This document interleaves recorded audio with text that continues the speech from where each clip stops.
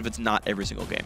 We saw a mixture of it too. When people went to MSI, yeah, people were playing Gnar like a carry, people were playing a lot of top lane Hecarim as a carry, and then we saw things like Maokai come back into the mix that became extremely popular.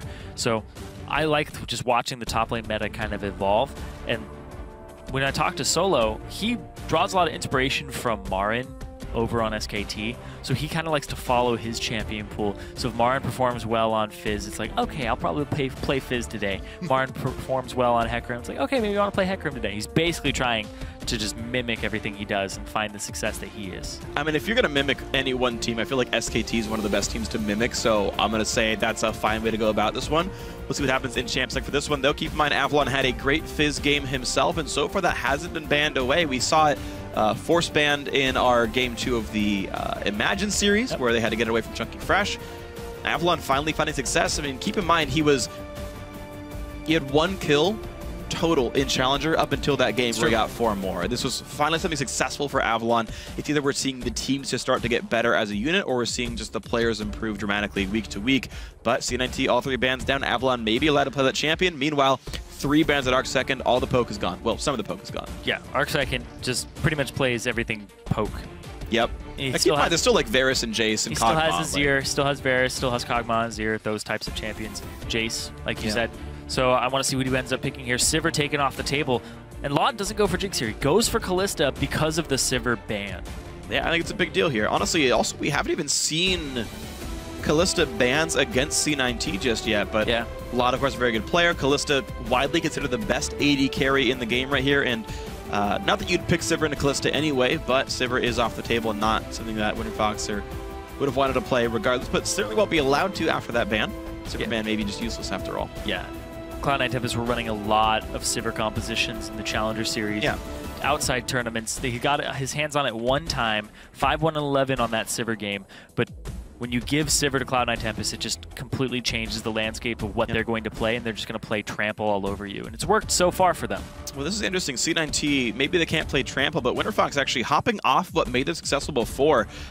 So even though Hard is only playing tank junglers, they grabbed the early Nidalee pickup anyway for shorter race. And even though Fizz was so good, they grabbed the Shen regardless. So Winterfox having their own ideas of what they think is best. Of course, they're trying to take the Shen away from Solo, who's been so good at those top lane tanks. Shorter race maybe set up to carry here as one of the big damage sources of the team. Yeah, he also has heal too, so if they go for a poke composition on C9T side, you negate a little bit of that strategy and bolster your own poke composition. So with 3 bans at Arc Second, there's still, like you said, a lot of poke champions on the table, so I assume they're going to go with one of them later on because of this pick. Well, meanwhile, Cloud9 Tempest going full team fight here, though. Thresh pretty standard pickup for themselves, but also Yasui on the Azir, a very successful sort of mid-range mage. And the carry threat is going to be massive. Now, Shen can also go for the big plays, but Shen can be killed by an Azir as well. Kalista has enough damage output on top of an Azir that it should be fine. And it's always going to be scary. Winterfox going to go for the Corki themselves, and maybe this Morgana here. And this screams poke. Black Shield disengage, Dark Binding poke, Rockets and Javelins poke, and I think we're going to see that Varus with that Jace. Yeah, Shen just seems to go into most poke compositions. If they even get to your backline, you have a Shen ultimate after you've gone into their backline. So it's a big shield, a lot of protection, a lot of disengage. Not so much disengage, peel, I'll put it that way. Yeah, peel. Peel, really good peel there. Able to just keep them safe. And Corki as well, another great poke champion, just synergized with all of this. It is very magic damage heavy though, between the Nidalee and the Corki. So if that's why I say AD mids. You know, I don't think the Kog'Maw would make a lot of sense here. So we'll see if that goes that way. Either way, Cloud9 Tempest to me, right? You're already screaming poke comp. I want to see them go for the hard engage. They've already picked their mid lane pick. If Solo plays top Jarvan, I think it would work here. Scion, I don't think Maokai gets in without a Sivir. Maokai's not reaching that back line, and he's telegraphed, meaning Black Shield works against it. I really want to see. You know, like something that doesn't get Black Shielded hard engage, like something like. At least a Scion would reach, but like a Jarvan, like a Cataclysm would get you in there and keep them in the same place. Not going to be the case, though. Top lane, Fizz going to come through for a Solo, so we are going to see a top lane carry threat. Fizz into Shen. Thinks it'll go well for him. Meanwhile, an easy Rek'Sai pick for Hard. And we'll have to see if they can get in. Marin played a good Fizz game, so I there you guess go. Solo's going to play a good Fizz game. He's going to play a Fizz game. We don't know if it's good just yet. We'll see. All right, well, the full comp is here for Cloud9 Tempest. It does. The thing is, I don't like Fizz here because there's no one that can help him kill people. Like, he could be disruptive, and that might be enough to break the battle lines and allow Azir to like do follow-up damage, but there's no direct Fizz synergy at all in this composition. I'm not that big of a fan. We'll have to see how it pans out, though. C9T, if they get ahead, it's going to be fine. Yeah, if they get ahead, they'll be able to break through the poke pattern, but if they get behind, they're just going to be completely oppressed by this composition that Winterfox is drafting for themselves. Even their wave clear sucks. Their wave clear is pretty... Azir. It's pretty bad. It's pretty bad. And Azir doesn't even have a frontliner to help him, so Winterfox, if they can reach him with the Shen, it's going to be a problem. Yep. It's going to be a big problem. All right, well, more disengaged tools. And actually, in retrospect, I actually like the Jace a lot more than the Varus. Even though Varus does poke a lot more, Jace has the acceleration gate to get his team out. All C9T can do is run at you. There's no hard engage, there's no Sejuani, there's no Sivir, there's not even an Annie to start the fight out. So C9T picked all their good engage roles first and didn't pick engage champions. And that's going to make it a bit harder. Now, now I understand why Winterfox went for the Sivir ban and the Alistar ban, right? Obviously, they're good champions, but they're specifically good against poke champions. So healing support and engage AD carry. Winterfox now hoping to disengage as much as they can, play full poke, and it's something that they're good at. It's something that ArcSecond is very good at, and maybe they can make that style work. Yeah, and if you look at those picks and bans over again, just the bans themselves, they banned away some hard engage champs, but that's because they were seeing all these poke bans come through. They're getting the Xerath, the Ziggs, and the Ezreal off the field. You're immediately thinking, they want to run a team fight composition, or they want to run a poke comp themselves. So you start taking the hard engage off of it just to make sure, and then they draft themselves a team, and you're like, okay, they didn't get hard engaged. They didn't go for this composition because they didn't get Sivir, but we're still going to go with poke because we have more options even though a lot is banned out. And essentially the C9T thought is they thought they banned enough good poke that there was no poke comps left that are worth being afraid for. We'll see if that actually happens here in this one because as the teams load onto the Rift, exercise your right to tweet. Let us know who you think is going to win this match by tweeting hashtag C9TWin or hashtag WFXWin to @LLEsports, and we'll check the vote in just a couple of minutes. And I got to say, although I imagine the vote will be pretty one-sided since Winterfox are winless and C9T are honestly doing pretty well so far in Challenger, we're seeing the games get a whole lot closer. Yes. Like, we're seeing so many less blowouts. Winterfox actually had a good game for themselves. They brought C9T to 52 minutes. They had a gold lead in the first Baron halfway through the game. We even saw Imagine have a very strong couple of games against Imagine where the first 15 minutes on average was a win for them. Yep. And the question is, can these teams actually close out the back half of it? Because right now, the comebacks keep happening for the favorites. Yeah, it was about 5,000, 4,000 gold lead at one point in favor of Winterfox over C9T. And like you said, 52.5 minutes. The only team in the top half between RNG, C9T, and Coast that hasn't had a game at all where they've looked like they've slipped a little bit is Coast so far. Yeah. RNG and C9T both had some big challenges this week for themselves. Ooh, that was smooth. One hit, just it's supposed to be fairly easy, I suppose, right? Press W immediately, hit it, press W again on the 1 second cooldown for the second soldier, and he kills it. So 10 free gold, although Pinoy got a ward kill as well. We missed it, but Pinoy did the exact same thing. I'm sure Low Pally helped him. Or was it a Sentinel kill? Oh, it could have been a Sentinel. Either way, it's still 10 gold. It's true. Yeah, it's most likely a Sentinel. Whatever. Don't correct me with your logic. That's has no place here. Okay. Defensive Sentinel usage. I like potato helicopter marmalade. That's good to know. Sorry, I went with something illogical. I would totally eat. Like, if you make a helicopter out of potatoes and drink marmalade in it, I would eat that. Telephone pole spirit wire. That's actually still okay, because telephone poles have wires in them that bring essentially spirits, if you count electrons as that. Oh, man. They're like a little bit ethereal. Yeah. I'm still turning around what you're saying. This is cute, though. So Winterfox, unsure whether it's going to be lane swap or not, are going to try to build a freeze. And with oh, no, just kidding. They're actually going to go for the invade on the Krugs. They will get the small one easily, though. Every team should always get the small one first. They get it. They back out. Usually nothing lost here. Pinoy doesn't even land the harass. Sheep turns around in time.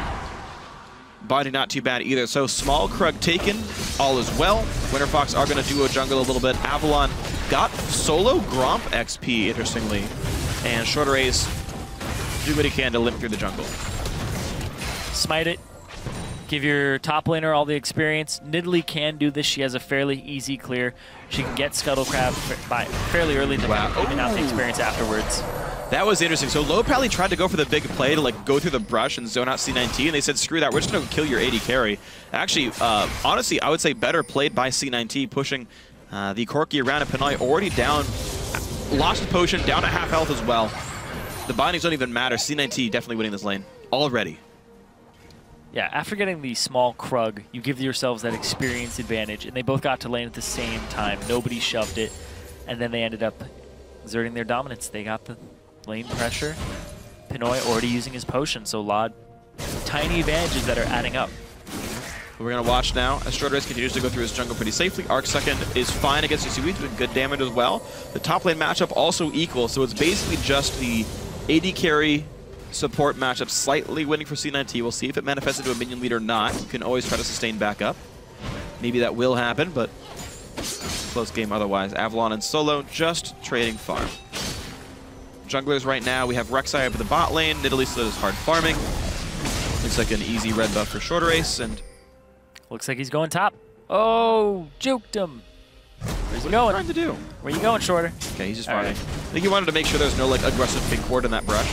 Sometimes people will like recall off their second camp or something, put a pink ward down and hope to be cute, but not gonna happen here. Well, Hard might go for it right now. He has a pink ward in his inventory. He's heading towards that area.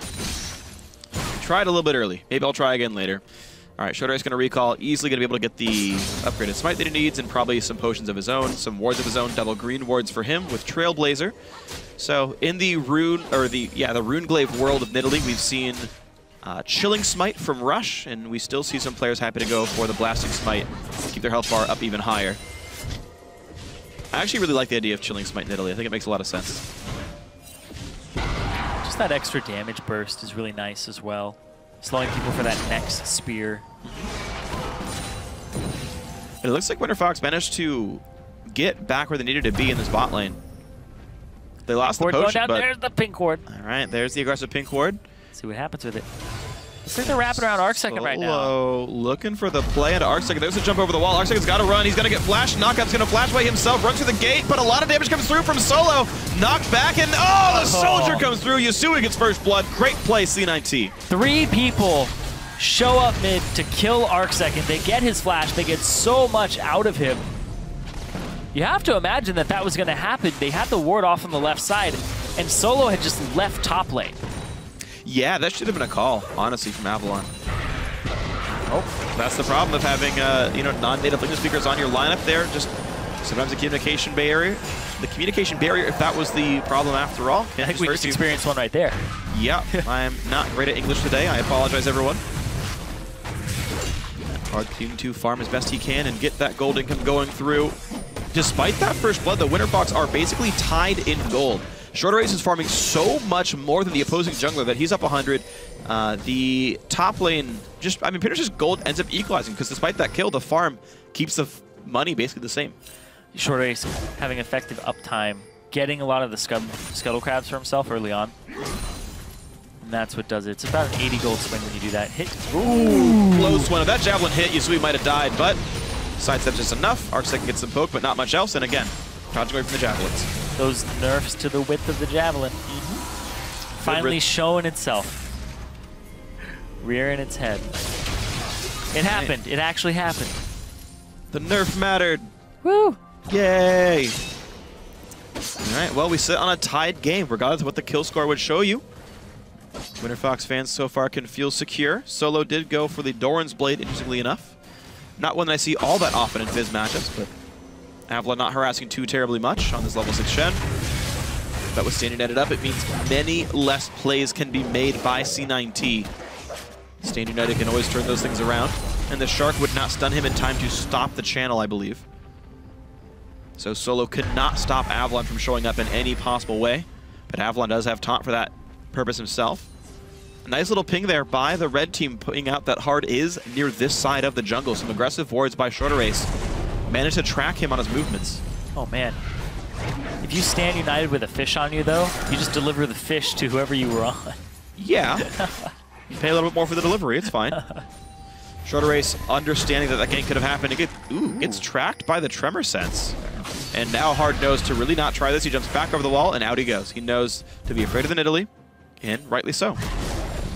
And And the thing is, Short Race got tracked. So, like, Short Race does not realize that he got spotted, but he got spotted. This gank shouldn't work. Unless he really anticipates. You know, Hard was probably nearby and burrowed. He might have seen me.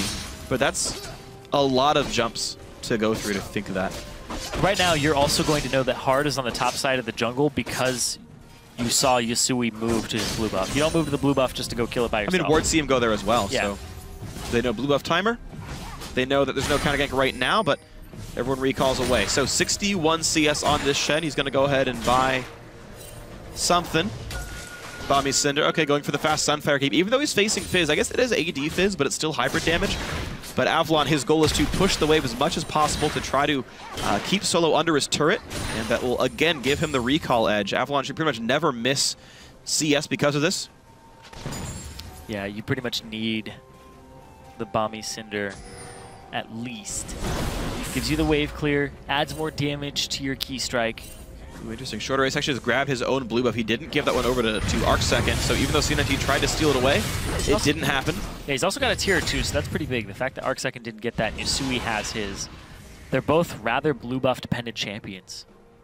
Yeah, I would say Nidalee a bit less so, though. With I was talking about... Moonglaive. Oh, the mid laner, sorry. Ah, yeah. Absolutely. Yeah. Oh, yeah, I would yell at my Nidalee for taking it. Be like, you have Runeglaive. It's funny how times have changed, because I remember back in Spring Split this year, it was a big boon for Cloud9 proper for High to play like Yasuo or Zed so they could give the blues to media so we could hard farm more. And now it's just a luxury that you don't really need anymore. It's the upside of Runeglaive. But they didn't use it, so it doesn't matter. More infinite mana. We're stuck in spring. Did you know there are infinite amounts of infinity? Really?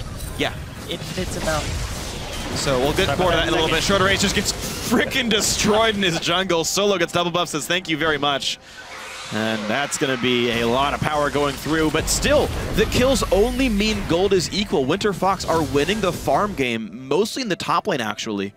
Like, even with Solo getting that kill, he still has the same gold as Avalon. Solo just gets to leave top lane all the time and just kill somebody. Avalon doesn't let people know that it happened. Yeah. And surprise, Avalon has ulti still, too. He's not helping Shorter Race out. Yeah, I don't know if he would have lived, because Solo was doing a lot of damage there, but yeah, that's rough. I feel like this is communication barrier really rearing its head right now, and Solo getting the benefit of that. I was looking for the gank in the top lane. They've got Hard nearby. Red buff slow. Avalon, good luck with this one. Taunts away, but actually no gank comes through. He left. Hard decided it's time to go to a different lane. He wasted too much time. I waited there 2 seconds, wasn't ready for the gank. Not gonna happen. He slowed him with the red buff. Not gonna happen. Oh my gosh. All right, well, jungler's times are precious. Shorter Race does slink into the brush here. Low Pally, I don't think he has any way of making this happen. Lod can push out Sheep, and yeah, all is well. Yeah, Low Pally just fishing. One of the safest dual lanes ever. I don't know why they're trying to gank this so hard. Oh, he's going to go right now. Pushing for Lod. The flash comes in. Low Pally gets the ulti onto Sheep, but the lantern keeps everyone safe. The stuns shouldn't matter. Wow, and Shorter gets killed under the turret. I don't know why you ganked that lane, but C9T outplayed it beautifully. Holy moly, dude. He just got pushed under turret immediately. They looked like they were going to be able to get all the summoner spells. They did, and Lod still had heal. And he also had his ultimate to just use on Sheep. That's why when you find that opportunity and you jump on the support and you just have split focused, it's definitely not going to work out. Yeah. And Avalon had his ulti. Yeah. Still. Man. I really like him much more in Fizz. He had, like, it has to be communication. There's no other excuse for missing literally 2 straight ultis and missing 2 roams from your top laner. Yeah. He also had TP. Is his TP down right now? He TP'd to go back top lane to get the farm back, I think, which is fine. Well, you could have used your ultimate down bottom and then TP'd back to top lane. No, yeah, I mean, obviously he should have ulted. Like, that's not even in the consideration here. That should have happened straight up. So, Cloud9 and Tempest, once again, get the kill. And this time around, that gold lead actually sticks here. They're up about 800 because of this. Mid lane farm is going fine. The Dragon Attempt's going to be pretty easy. BF sword on Lod. Blue team gets Dragon #1. The first one, though, pretty late in the game, 12 minutes in. But it's a nice surge of stats for the guys, and Nomicon done on Yasui. He's got to feel happy about that. got that early blue buff, was able to farm. He's still a little bit down below Arc second, just because the poke pattern is really oppressive. But now Arc is going to be checking in on when he can transform this. This is a guy, he got ganked very early on. He's at 280, so it's very recent that he's been able to stack that up. He's looking for about a 24, 25-minute completion on it. Yeah. Third of the way. We'll see how it goes for the rest of this one. Hard still doing the farm as best he can, and actually that gold gap between him and Shorter Race is actually flipped the other way around. Hard is now ahead in gold, despite the fact that he hasn't gotten any assists since that first blood. But the farm has started to equalize here in Shorter Race, spending time ganking, failing, getting invaded, spending time dying. The invade from Solo was absolutely awesome. Stealing double buffs away was massive. Yusui getting pushed around still a little bit, and Arc second is safe on his sort of hunt to push mid lane in, but just not a lot really showing for it. Mid lane turret well above half HP, not really in danger. In fact, Yusui's done more damage than Arc second has. Shorter tries again for the bot lane. Javelin again misses. Blocks the reward, doing it anyway. Yeah, Arc second's going to be a big part of this game for Winterfox. He's always a big part of every game that he's in, regardless of the team. Still tries one more time for the fight. You can see, though, Avalon just doesn't really take damage in the matchup. Sunfire Cave's still burning down. Solo, he's not going to win this fight. Ignite goes in, but the shield comes in. Avalon wins the heads-up 1v1. I'm going to say worth it for Winterfox here. And when he comes back to respawn, he's got the ulti up, so he can still help his team, and Solo can't easily. Oh, man. Oh, my God, these skill shots just won't hit C9T. That's 3 javelins and like 2 dark bindings in a row now. Blood has to have tons of money right now. Black. Yeah. Oh, yeah, he's got Bloodthirster by far. BT. Yeah. 2,300. Pinoy's at Triforce, though, right now. Like, this is enough money to recall for a Trinity Force. So, power spikes here for the AD carries. Dragon is down, though, so it just means Winterfox, nothing to play for. They can shove this wave in, probably buy afterwards. This should be wave cleared. Here we go. And time to buy your items. You can fight back in lane because you're facing a Bloodthirster. Hard will try to stop recalls, though, and he should be able to. Winterfox, Avalon, and Arc second are extremely strong in this game. Just the picks that they've solidified for themselves. The Shen, the Jace, is going to do a lot of work up against this team composition that C9T has. Remember, it's hard for this composition to engage, and as Shen gets tankier and Shen is just having an okay game, he's able to save his squishies from people like Fizz. Very true. So as this game progresses, it's the execution of Avalon and Arc second that could actually pull out a win here for Winterfox. 300 gold difference despite being 4-1 in kills. Yep. And Avalon is just going to win this matchup. He didn't even buy Magic Resist against Fizz, and Solo, of course, is obliging by going Trinity Force, but... Magic Resist per level, baby. Shen buffs. Yeah, I mean, he's got plenty. Look, his actual stats right now, 69 MR, but 155 armor. I mean, certainly it's a disparity here, but Trinity Force nearly done on this Fizz. Trinity Force already done for Pinoy here. And keep in mind also, it is Warrior Enchant hard. Warrior Enchant Rek'Sai, rather. So the late game also is a bit worse from the junglers here. Shorter Race is still power farming. The tier, a pretty strong late game power spike. Javelin poke finally does land, pushes Sheep away. And the first turn of the game goes to Winterfox plus the gold lead. And they can see that Hard is on the top side of the map. They know he's very squishy as well. So that allowed Shorter Race to shove the bottom lane. That's one of my favorite things to do as an Italy, is you just show up to the bottom lane, you show up to any lane, and you just siege. You poke, you poke, you poke. The enemy jungler has to either flank you or try to break the siege, because you're just going to keep poking. You can heal, you can do so many different things. And look at this duel's going to happen again. Solo wants a piece of this. I mean, he gets some damage done, but even with the Shark, Avalon wins the trade straight up. You can see the damage that Q deals. Like, the thing is, Fizz doesn't have the kind of damage to break through the sustained tanking of Shen. Now, mid lane getting pushed around. Yusui forced well far back. The poke has begun. Oh, the big play to low pally. The hook onto Pinoy. Shen ulti finally comes in. Sheep might die because of the ignite anyway. Stay in. Pushes out, and wow, invulnerable. I didn't know actually they were invulnerable during that. So, survives the ignite. I learned something today, even though I play Kalista. My supports apparently never learned that. Yeah, that's wise. They would keep leaving. They throw themselves anyway. out. They're just like, oh, wait. It's never my fault they die. It's never my fault they die. He got back in the Pokeball. He left the Pokeball. Afterwards. He stayed in there long enough. No, hey, Sheep did, yeah. Yeah. Sheep is a good little Pokemon. Not one of those Pikachu jerks who just refuses to stay in.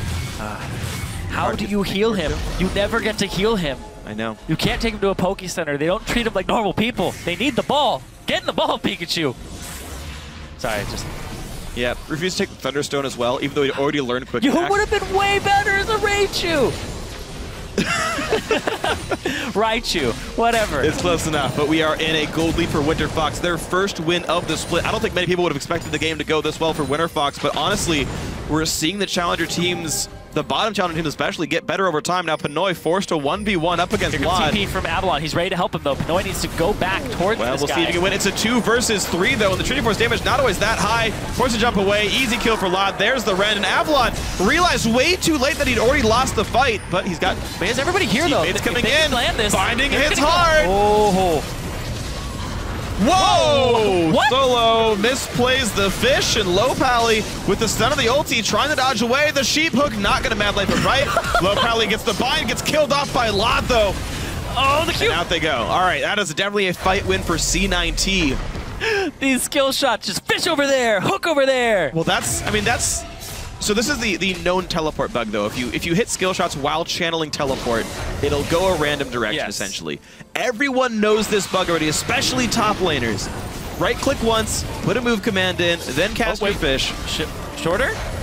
He's probably dead. He's dead. Oh. Goodbye, Yasui, 7th kill of the game. And yet again, it only ties the gold game here. Winterfox earning a lot of money, but it will be Dragon number 2 to C9T, so they're still winning the game, just not by all that much.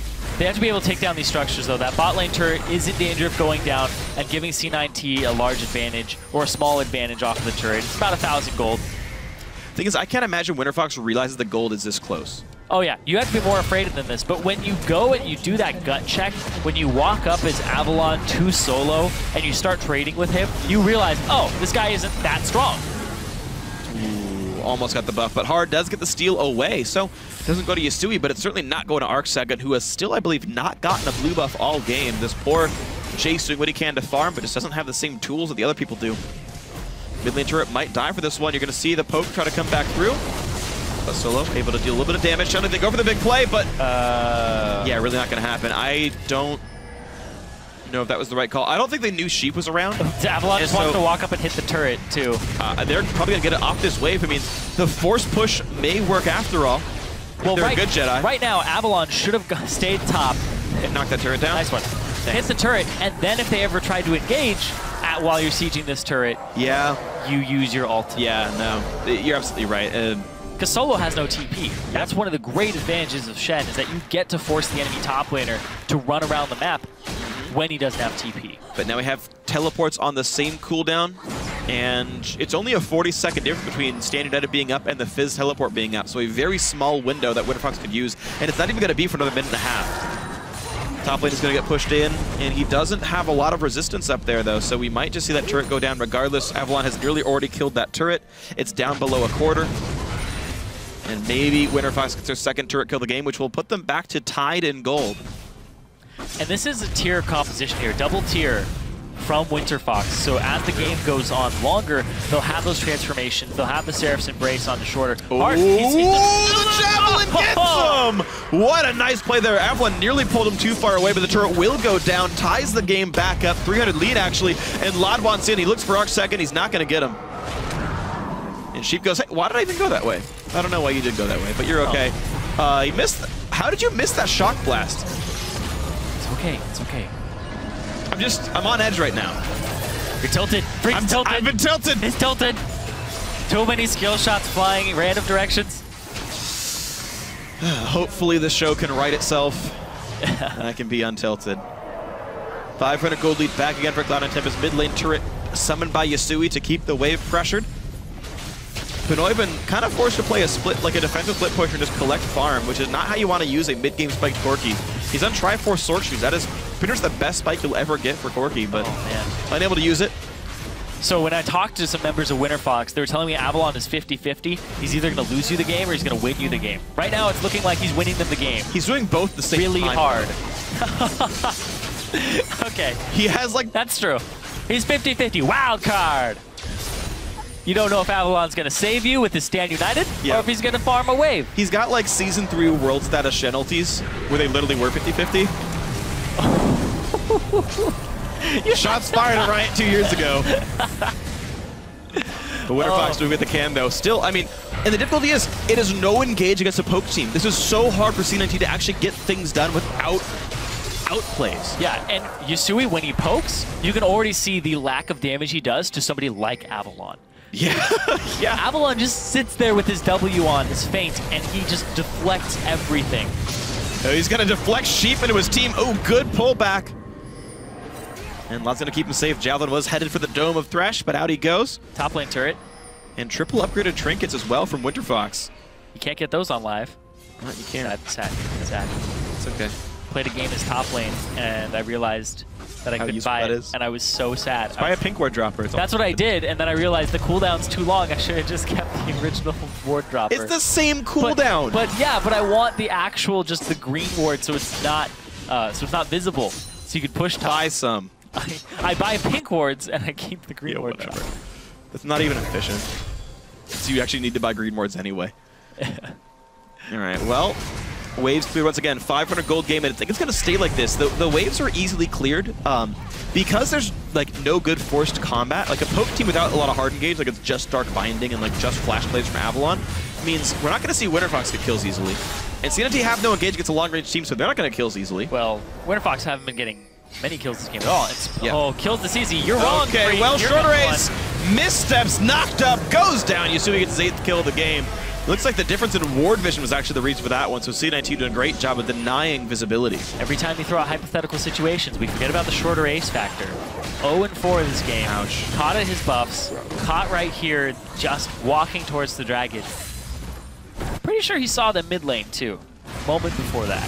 Yeah, and he's got like traps and stuff to check brushes. That seemed like a pretty big misstep. But of course, a great hook by Sheep, all said and done. 0-0 and 4 on this highest kill participation support player here from C9T. Gonna take a blue buff away as well, a second in a row. Solo misses the jump over the wall. No one saw that. Benoit just playing wave clear. So, fairly defensive game. And even though these teams don't have hard engage, C9T are good at rushing down the dragon. They have a Callista, they have an Azir. These champions are very, very good at securing neutral objectives. They can kill them in about 3 seconds flat. Here we go, we're gonna count. They don't have Azir there. 3 seconds flat? 54, and we're gonna see how long it takes. Without Azir though, it's you know, the misleading statistic now. It'll be like 10 seconds. They had the potential to kill it. Exactly 10 seconds. They didn't even rend it. Man, they lost time. All right, so C9T able to play the objective game. Even though they can't fight the champions directly, they can make Winterfox come to them. Oh, Yasui with the 6 steal as well. That was nice. That was very nice. 55 gold swing. Kind of? Yeah. 110, I think. Minus 55 plus 55. Gold not earned by Shen. They wouldn't have gotten it. Yeah. 110 gold swing. Oh, the flash taunt! Oh my god! Lod goes down. That was sick! We were just talking about how reliable he was, but the Avalon factor, he's going to win you the game sometimes. That was one of those plays. Gets them back in the game, gets them a turret, 200 gold up. Solo's off on the wings, waiting to start a fight here, but he doesn't want to get sieged on. They still have the poke. They still have the pick. Oh, that's, well, 50-50. Avalon inside the turret's got nowhere to go. Javelin comes through for some damage, but not quite enough. Good kill. Yasui on a rampage. So, yeah. They're staying. This is risky. I guess he does both in the same game. Solo pulled the minions off to the side, though. They don't have minions here at this turret. Clever girl. Alrighty, so back to equal. 200 gold separates these teams. It's 3 dragons to 0. There's still a lead worth measuring here for C9T. They're only 10 minutes away from Dragon 5. That's definitely a concern here. But Winterfox, able to play the poke game well enough, that despite all these deaths, are still clawing their way back in. Sork shoes picked up, or sorry, cooldown shoes for shorter ace. Very interesting there. Not what I expected at all. Throws a lot of javelins, a lot of heals. Frequency of spears. He's not going to be getting a lot of blue buffs this game because they're going over to shorter ace. Or sorry, to Arc Second. So Arc Second and shorter ace both have their completed tier items upgraded. They're ready to go. It's just shorter ace is now almost 2 levels down. You can see Hard's experience bar in the bottom left corner. He's almost 14, whereas shorter ace is 12. Shorter ace was down 11 to 13 for a long portion there. So just these levels that Hard is getting for himself. Do you know the base cooldown of Javelin Toss? Is it 6 seconds? At max rank, it's something like that. Okay, because short ace right now is on 3.8 second cooldown. So he's running CDR per level blues. He's going to have max CDR at 18. I don't know if that's exactly what he's doing, but he's at a 3.8-second Javelin toss cooldown. As long as his mana bar can sustain it, then he's going to have a pretty fun time chucking Javelins at everybody. No Magic Pen could make it harmful, but we'll see what ends up happening here. Relatively safe, though. And a lot of this is just the draft from Winterfox, the way that they've been CSing this game. And oh man, low pally. He's got spooky ghosts. Oh man, so he's got some more CC to make the Javelins hit, actually, make the skill shots land. I do like that, though. I had wished he would go for Talisman of Ascension, though, instead of Frostfang, as like a next item to go through to let his team move some more, but cool to see the slowing item come out of Morgana. He's just looking for slowing items here to make sure that Shorter Ace can land his spears. Also, the Twin Shadows, Spooky Ghost, is going to be able to allow them to not have to check Brush for a little while. Yeah, true. It's a very long cooldown, but we'll see if you can use it much. Of course, keep in mind, a couple months ago, we made the support masteries better, and there's even more item CDR now on them, so the cooldown not quite as high as you might remember from the last time you bought Spooky Ghosts. Yep. And when they return, and they did go after... If they don't catch a champion, yeah. Exactly. Okay, well, we're sitting on a 1,500 gold lead right now for Cloud9 Tempest. They have managed to eke a nice lead for themselves. Turrets equal, but the kills and the dragons definitely in the way of Cloud9 Tempest. They are slowly but surely getting farther and farther ahead. Our second has not finished his boots yet, oddly enough, even though he's going towards a Bloodthirster finish. I'm surprised not to see CDR on him, but not really relying on that right now. Pretty easy clears. So, Twin Shadows is 120-second cooldown. Base, okay. You get the 20% from the Mastery. Yeah. So you're looking at a 96-second cooldown. Yeah, minus 24, yeah. And you restore 40 seconds per ghost. So if it doesn't hit anybody, it's a 16-second cooldown. Cool. Back, practically a blue trinket then. Yeah. A searching blue trinket. But it also shows you the direction, because it's always going to run towards people. That's true. But that's pretty easy. Down and left. Whoa, really? They're towards their base? I mean, if it starts running towards Baron or something, yeah, I you're know. like, I'm oh boy. You crap. Yeah, well, 2 items done now, late for Pinoy on Corki. Because we're already at 3 items for Laud. Though the farm is similar, the 3 kills means we're sitting at a 1,000 gold lead for Laud over Pinoy. The full completed item difference definitely a big deal. Once again, a blue buff attempt. This would be, I believe, the 3rd in a row for C9T. They're going to get this one finally to Yasui. The first time they've actually managed to do that all game is blue buff steal onto their mid laner. But resources slowly but surely sucked in for Cloud9 Tempest, trying to deny Winterfox everything they possibly can. Yeah. Arc Second's blue buff's pretty much non-existent this entire game. He's never gotten one. Well, they've been existent, but on other people. Yeah, but he's never gotten one, which makes it rough. So ward control is great. Yasui, of course, able to use his soldiers over the walls. Must make it very frustrating for Winterfox to get rid of that kind of stuff. Playing as much poke as they can with the Jace, the Nidalee, and the Corki, but not a lot of sticking. Shen, unable to split push his bot lane, already got pushed all the way in. It's hitting the turret for a little bit of damage. Ward's going back and forth. Hook nearly lands on a Corki. That could have been an engage, but that's really the only engage tool that C9T really has. 15 seconds on that dragon. And it looks like Winterfox really want this one. Gotta watch out for Avalon, though. That's a big Shen. Oh, well timed, though. So Yasui only now uses the Azir passive to summon a turret right as Dragon's spawning. Mid lane's going to be pressured. This makes it so hard to contest Dragon faithfully because you'll give up mid tier 2 if you don't clear the waves away on time. Spooky ghosts. Hook lands on an Avalon. The battle might just begin, but of course, without the mid laner here just yet, it's hard to start. Yasui unable to deal damage to it, but Red is still stacking. Here comes the attempted engage. Can they kill off Lot? He's towards the backside. Red team gets Dragon despite everything, but into the backline he goes. Arcsec in a really, really bad spot. Flashes away from Solo. The binding hits and Solo goes down. Winterfox may be winning the fight, but Lot trades one back as we're going to trade top laners.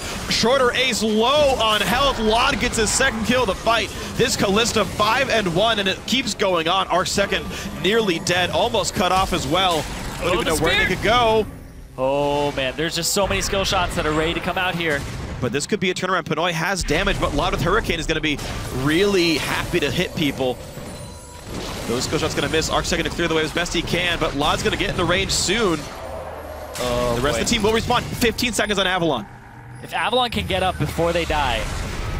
Oh, the cutoff. Boy. But he's at half HP. They've got to be a bit careful. He's going to go. Gets Arcsec. Low Pally in a bad spot. Of course, Black Shield, I think, might have been used there, but against physical damage wouldn't matter. He's now one hit away from getting killed. The hook's going to hit a black shield. Solo comes in. That'll be a kill. Avalon not going to bother ulting in, and he's going to go save Pinoy instead, who is safe. Oh, now they're going to run towards that Baron area here, try to set it up on C9T side. Hard using his ultimate to a tunnel in front of them. Really nice play there. Definitely stellar play. It's going to go for the Baron attempt. They're still waiting for Yasumi to join the team. And C9T, got to be careful about this one. Shorter Ace is alive and he is in range. It is a big Callista stack, but the last one got stolen too. Hard is a bit low. Solo taking a Baron right now. This is a big risk. Winterfox not going in yet. Will they go for Lot? Oh, it's too low, and it's going to be easily rented away. In comes Avalon a bit late. Hard low on health, though. Can they get any of the kills? They're trying. Pinoy goes in for the jungler. They will pick that one up. No! Oh, man, a 2-for-1 all said and done. C9T win another fight. Just the picks. 2 for 2. Actually, Sheep died too. Yeah, over and over again, just these picks from C9T. You can see Winterfox and C9T just both kind of jumped up in kills over the last few minutes, and it's been a 3.5 thousand gold lead for C9T now. It used to just be neck and neck, back and forth. But the pick on Shorter Ace earlier on, the fact they were able to get this Dragon and get the position on it, good for Winterfox. They got a good fight off the Dragon. Even if Winterfox stole it, it was C9T picking up 2 more kills and a Baron, which is a lot of money income. Yeah, Baron is essentially worth 5 kills. It's 300 gold. I usually say 3 because you assume assists. Okay. It's up for 5 solo kills. Yes. Or 3 team fight kills before assist streaks. But either way, this team fight, it's actually fairly close. It's a 2 for 2. You can see Hard just does so much damage to Shorter Ace, who really wasn't able to do much in the fight. Double kill for the Corki. Pinoy did get the kill credit onto Sheep, his first of the game, but it's another game where Pinoy has a really good stat line. Like, he's a very consistent player. You can see that he was actually quite good, but Winterfox is a team just starting to get outclassed in the mid game. Oh man, 50-50, just like Avalon. That's what this game's all about. It's the 50-50 game. But that's exciting, because I don't know who's going to win just yet. When you come in, you just look at records. Winterfox 0-5. C9T 3-2, which is the only reason they have lost is they played Renegades in week 1 without their supposed mid laner. As you see, he was out for the account purchasing scandal. Scandal. Well, punishment, I don't know, whatever you want to call it. Yes. He was part of an account purchasing scandal in Nicaragua. That's not even close to true. Just make it even more fabricated. Great. Over $50 million in purchased accounts. I wanted to say you had been in a country, but I know it's not true. Like, obviously Nicaragua's a real country, but I wanted to pull a Ron Burgundy and just be like, play ignorant. That's not a real country. Why are you making up countries? You just, I could do We're fabricating parts of South America. I can do it too. I'm from Shabingabang. They were no good. All right, but go ahead. Well, Baron buff minions and Azir sitting by his turret makes it hard to clear, and so Winterfox still playing the defensive game. Now, their wave clear is not amazing either, to be fair. The C9T siege kind of sucks, so it's still going to be, I think, a good long way until this game even ends. It would again take like a pretty big outplay for much more to get destroyed. Like, we might see tier 2s go down, but yeah, because Baron buff ends soon, and sieging is hard for C9T. It feels like C9T are going to start playing that 5th Dragon game, and it'll be a bit longer. We're looking at a longer length game here, unless they can keep catching members out. But they have to be careful themselves. But Hard's getting tanky enough to kind of withstand this sort of damage, and Aegis does give that health regen aura, and this late on, actually people's health regen is high enough for it to matter, so even the poke is only so sticky. Shorter Ace, unfortunately, 0-6-2, just a very, very rough game for him. He's been punished more for his aggression than for getting invaded on, really. He pushed in for the Dragon, pushed in for the Baron, pushed in for a bot lane gank, got hooked under turret, like, and then sometimes he gets invaded on, and sometimes it's good play from solo, but really, just another rough game in a row for Shorter Ace. So far, he has 0 kills in the Challenger Series. And he's averaging about 4 deaths a game. It's just... Oh, man, Average again. about to go up. Well, he gets a Shen ult, he gets a lot of shields, and he will survive, and it may just pull Solo a bit too far up, who goes to the back line, gets killed. Low Pally, though, jumps on. A flash play from Sheep, gets him another kill. His first of the game, but Avalon's got nowhere to go. Rend might be enough. He's going to try for it. Gets the kill to Yasui. And a 3-for-1 in favor of Cloud9 Tempest right in time for Dragon. When you have a poke comp and you keep getting caught like this, you're just going to keep giving up kills. Once again, Arc second, alive, but oh, no. Not going to find Pinoy. Nope. Oh, is he? No. Oh. Found him, just didn't hit the hook on him. Almost.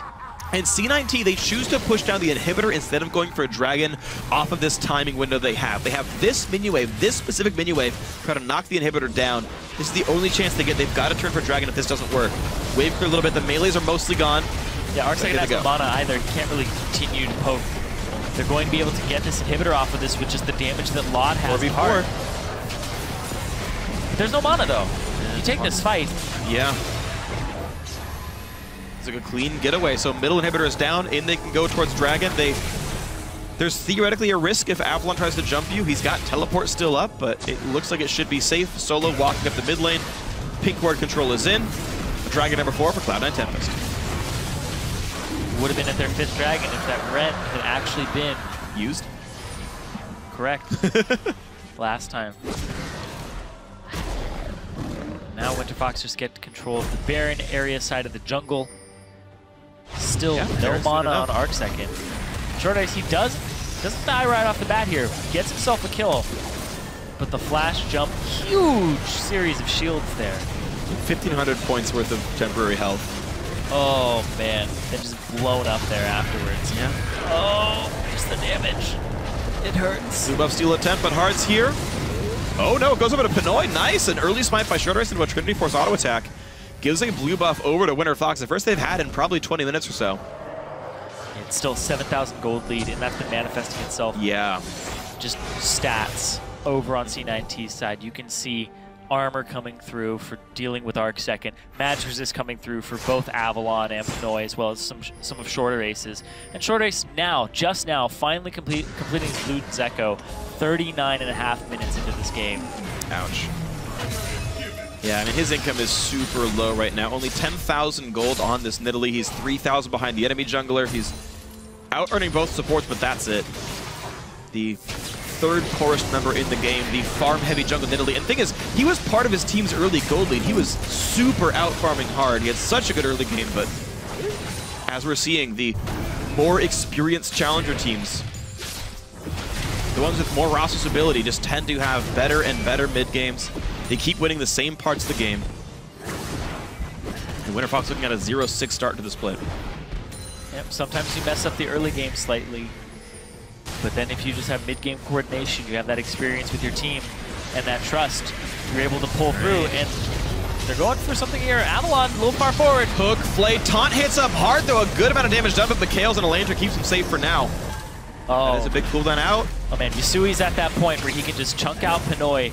And this isn't somebody who really has to worry about your front line either. As soon as your front line is retreating like Avalon was, Yasui can just walk up and queue through everything to your AD carry. Avalon is the only tank, keep in mind. It's a bunch of squishies otherwise. It's ranged champions trying to land poke skills.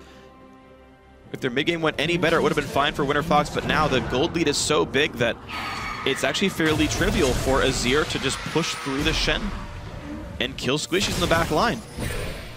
It's not C9T really engaging, it's C9T finding picks, and they've had it over and over and over again in this game. Once again, looking to maybe control this Baron. It's alive, but they're not willing to go for it. Avalon correctly identified as the man to hold the mid lane dead inhibitor. And Winterfox do get a ward back over the Baron pit. C9T playing it a little bit slow. In Gonna and let out, Solo back push and the bot forth. lane. He's got the triangle of war of Rek'Sai tunnels there. Solo's going for either a Wit's End or a Ruin Kick last that if he's got a Hurricane or a recurve bow. Easy Ren, good job of the Baron. C9T with great vision control. They played it really patiently, made sure Winterfox weren't getting free poke down. The threat of hooks from Fog definitely very strong. Hard just had to go for a ride one more time between the triangle. Yeah, why not? He set it up, work of art. Why not use it? Great. It's down to wave clear duties. And in the bottom lane, Avalon versus Solo again, head to head. But last time we really saw this matchup was a long time ago and Avalon was winning it. But right now, Solo's up 2,000 gold over Avalon and has a fair bit of damage items now. Max CDR in this Fizz, most likely. Going for that mid lane as well, shoving it out. Sheep takes poke. He's done a half from a single Shock Blast. Out of mana, though, for a lot of members of Winterfox. Yeah. Well, it's a bit deceptive because of the tier, but overall, yeah. Running low. Poke's not going to do much. Acceleration Gate was down, easily enough done, and Solo just using the Baron buff to push down the bot lane. Is going to get that really quickly. Look at the damage is going through. Recurve bow. 7 turrets down. C9T continue to control the mid game perfectly. Winterfox haven't done anything good in a very long time. The push they had when they spiked up with the Trinity Force was really good. They grouped up mid. They knocked that turret really, really low. They had some really nice plays. But ever since about 15 minutes into the game, Winterfox have nothing but struggled. Yeah, really should have exploited Avalon's lead.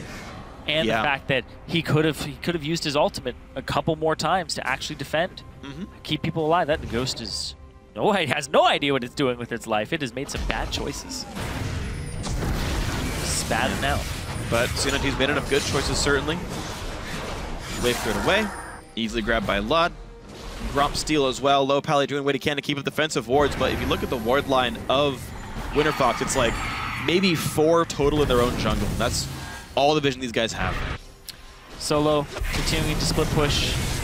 Middle inhibitor back up, and that's where he's heading. He's past that middle inhib. Wants to catch the wave for it. Draw as many people as you can away from the center, away from Dragon. He's going to continue to push as much as possible. He has his TP available. 5th Dragon on the table for Cloud9 Tempest. They have the setup for it. Winterfox have to face check a lot of this. You talked about their lack of wards. They don't have any vision covering the Dragon at all. Winterfox will have to face check or give up 5th Dragon, and that's pretty much their doom. You can't face check into this team, man. You got to let them go Dragon 5 and hope that it's not up to win the game. Baron buff will time out in the next 10 seconds, so they can't really overlap Dragon and Baron buffs, not till next time, which is another 6 minutes away. That seems a little bit unlikely. Solo playing pretty aggressively up in here, but there's a Dragon pickup. C9T able to run away with this one pretty cleanly, and now, where goes the siege? Mid lane has no turret, bot lane already has C9T members. As Baron times out right about now, we'll see how good their push is. They're not even gonna back. They're just real good. Destroy that turret. Well, they had the window. You saw Winterfox chasing around the slippery Fizz right as C9T was able to run around the map and get the bot lane, and now the mid lane dropped down. Double inhibitors killed 45 minutes. It's certainly taken them a while. It's been hard for C9T to engage fights, but they've controlled the map. They've got Dragon 5. They're ready to push top lane. It's been a long game, though. 45 minutes so far. Yesterday it was taken to a 52-minute game between these two teams. And Cloud9 Tempest just seemed to struggle against the 0-5 Winterfox. Trying to make them 0-6, but it has just not been a pretty game from C9T, or pretty series against them. Yeah, well, this is what happens when your comp can't do anything against the enemy comp. Yeah. You have to rely on the stuns you do have, which ends up being hard finding people in Sheep getting hooks, and playing only for objectives. If you're a better team fighting composition, then set up an objective and it works out. Dragon 5 tending to push the top lane, getting some meaningful damage down, but Winterfox doing what they can to wave clear. They still have Fizz in the split push. Avalon goes in, gets hooked though, a lot of damage on him, forced to flash away. The soldiers come in and Ignite is on. Avalon nearly goes down. Solo gets the kill. Gonna drop low Pally as well. Sheep flashes, won't land the hook, but it's gonna be enough to knock this game down. 5v3, the push on in, 3 inhibitors dead. Here come the minions. This should be C9T getting the win in a 46-minute slugfest. Over an hour and a half, the entire best of 3, or the best of 2, I should say, but 2-0, C9T knocked down every single structure. They got every single possible neutral as well. It's going to be 4-2 now in the season for Cloud9 Tempest. 5th Dragon for themselves, taking them a lot to actually knock them down, but C9 do come home with the victory. Yeah. Winterfox looking better and better every week. It's not the same old story every week. They're getting better. They're showing more progress. It's just they have windows that they aren't pressing. When you have Avalon with this large advantage, and when you have Short Race running around the jungle and it doesn't look like he knows what he wants to do, you can set him up. You can make it so he can check these areas with a Shen ultimate. Make sure you have his back. Things like that need to start coming together for them, and then you'll see that extra boost, because they definitely had windows of opportunity to actually get a huge lead in this game and possibly win it. Yeah, they definitely had the abilities to, but it just didn't happen. Winterfox 0-6, and there's conflicting stories here for me, because we're seeing them clearly be outclassed by C9T. Both games, clear chances to win, could have done it, couldn't quite do it. That said, their 0-6 is against the literal top 3 teams in Challenger. Coast undefeated, Renegades undefeated, Cloud9 Tempest 4-2. They have 2 easier opponents up next, and maybe against Vortex and Imagine it starts to look better for Winterfox, but right now, definitely a lot of issues to fix. We'll see if they can do that. Cloud9 Tempest, though, 4 wins in a row now, and joining us to talk about that impressive win is that Cloud9 Tempest top laner, Solo. Solo, man, welcome to the show. Congrats on the win. Hi there, thank you. So talk to me about what happened in this match. You guys were up against a poke comp with like no engage at all. How was it hard to navigate this one? Well, we knew coming in that we need to do a lot of split pushing and start stacking up dragons so that we'd have like any chance. We did a really good job of making a lot of picks around objectives, which I think led to like the early game success. But overall, I was pretty confident. I thought our draft was pretty good. So, well, you mentioned that split push was going to be really important. You lost lane to Avalon, man. Whoa. You did. You like the early game map pressure though. All the kills. Well, in the yeah, rounds. okay. You crushed the team. You lost lane though. So tell me, like, was this okay for you? Were you expecting to get out of lane and go make plays like that? I knew I would do a lot of roaming because most Shen lanes are like pretty farm heavy. I wasn't expecting to have that much problem once I hit like closer to the Triforce spike. I was actually really surprised at how much damage like Shen with Sunfire was doing to me and how tanky he was. So that's why we knew as a team, like I need to start grouping more and we need to just like make plays around vision, and we were able to do that. So when you started having that damage check against him, you were just freaking out at how much damage he's actually doing back to you? I was like, how's the Shen doing this so broken? Sunfire does so much damage. Everyone forgot about the item. Cinderhulk's been around for so long, we forgot original OG Sunfire. Oh, man. But so when you look at, like, I want to ask you about champion pool and things like that, because Fizz is a champion that we see not a lot of people have success with. We see it sometimes in LCK and LPL, and it just take off there, but we don't see it in Challenger here too often actually have success. Is that because people aren't roaming with it? What is the proper way to play that Fizz in the top lane? I think the problem people are having is when you team fight with Fizz, you actually really need to like set up flanks because it's really difficult to get deep into the backline, especially when you don't have flash. So being able to, you saw in a lot of fights, I was able to like zone off Jace or catch Jace off on the side, and that causes a lot of pressure in team fights. Whereas if you're just going in with the front line, you're going to get peeled off as soon as you use your playful trickster, and that's where I think a lot of people come in with the problems. So when I had a conversation with you, you mentioned that you look up to Marin and you try to emulate his style. Why is he the guy that you look up to, and what is the best thing you see in him that you want to grab for yourself? Probably the best thing, he has a lot of lane dominance, which I know you guys apparently I didn't show a lot this game, but I did the other thing I like that he does, which is he likes to push up and make a lot of early roaming plays. As you saw, I was able to push up a lot early and go mid and go into their jungle and get a lot of kills that way. And I like that style from Marin, and I think he brings a lot to that. All right, and of course, you did a good job of actually having all those awesome plays around the map. So good job on the invade and the picks and all that. Next question for you is: you guys play Imagine next week, and new lineup looks pretty decent. They gave Renegades a decent run for their money. How do you guys gonna do against them next week? I think they're looking pretty formidable with some of their changes.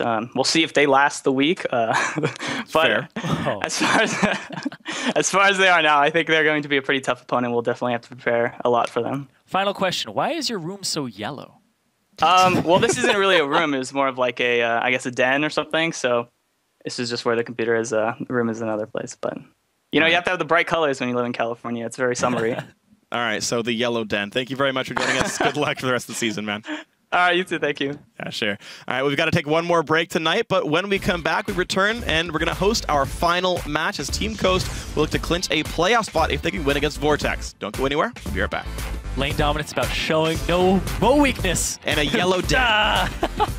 Yellow den. Just fight him no matter what. Yeah, okay, great. The hook onto Pinoy. Shenalty finally comes in. Sheep might die because of the Ignite anyway. Stay in. But into the back line he goes. Arctic in a really, really bad spot. Flashes away from Solo. The binding hits and Solo goes down. Then he will survive, and it may just pull Solo a bit too far up. Who goes to the back line, gets killed. Low Pally, though, jumps on. A flash play from Sheep gets him another kill.